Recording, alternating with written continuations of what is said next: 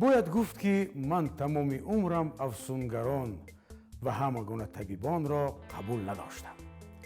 ҳозир бошад онҳоро тарафдорӣ мекунам, чунки як ҳодисаи ниҳоят ғалатӣ ба вуҷуд омад. муҳимаш он ки тамоми духтурон аз табобати он духтар даст кашиданд. дастҳоро ба ду тараф ёзонда, ки медонад ин чӣ хел дард бошад, гӯён ҳайрон мешуданд.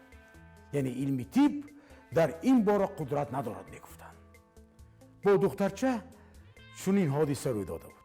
духтарчаи на он қадар калон 13 сола бачаҳо ӯро тарсониданд ва барои бозӣ ба кӯча баромад.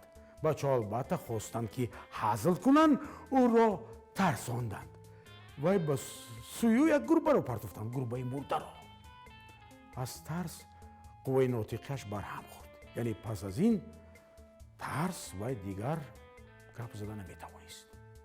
ким чӣ хел ғурғур мекунад, аммо калимаҳоро пурра талаффуз карда наметавонад.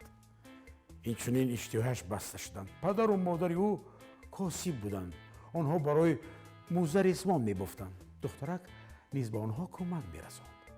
ким чӣ хел чархро давр мезанонд. ҳоло бошад на чархро давр мезанонад, на гап мезанад.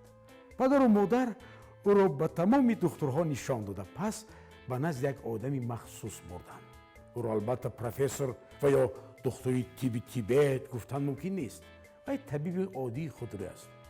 онҳо фарзанди худро ба диҳаи Шувалова ба назди он мутахассис оварданд.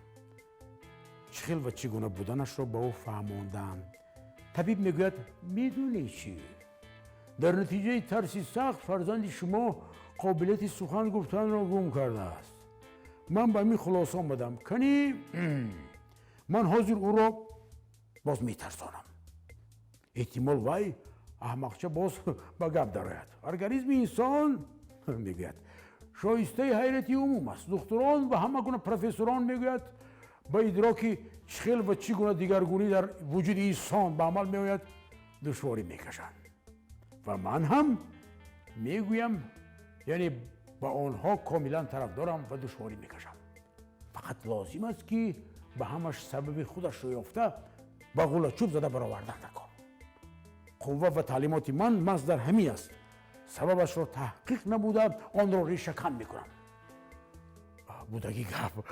падару модар тарсида бо ғулачӯб задани духтарро маслиҳат надоданд. табиб мегӯяд, шумо чӣ гуфта истодаед? ман ӯро бо ғулачӯб намезанам. ман мегӯяд бо сачоқи паддор ё худ бо сачоқи шикамбагӣ духтараки хурдакии шуморо мегӯяд ба он ҷо мешинонам. бигузор вай 3 дақиқа он ҷо нишинад. баъд мегӯяд ман оҳиста аз паси дар давида бо сачоқ ба вай воҳ мегӯям. вай шояд ба ҳуш меояд. мумкин вай сахт тарсад ва ман тахмин мекунам ки вай боз ба гап медарояд.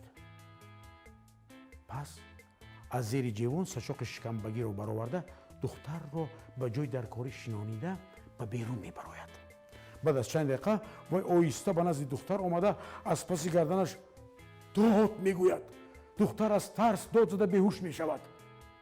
медонед чӣ? ба гап даромад. ба гап даромад. чунон гап мезанад ки мондан гиред. ба хона рафтан мехоҳад. ба модараш маҳкам часпидааст. ҳарчанд нигоҳи ӯ бештар беқарор аст. нигоҳи девонаҳо барин. падару модараш мегӯянд, бигӯед баъди ин ҳодиса вай ҷинӣ намешавад. табиб мегӯяд, инро ман ба шумо гуфта наметавонам. вазифаи ман мегӯяд ба ӯ нутқ ато кардан аст. инро худатон дида истодаед. ман ба гирифтани 5 суми шумо шавқам надорам. мегӯяд дидани натиҷааш муҷиби дилхушии ман аст. падару модар ба ӯ 5 сум дода рафтанд. духтар дар ҳақиқат ба гап даромад. дар ҳақиқат рост аст ки ақлашро андак гум кард ва камтар девонафел ҳам шуд.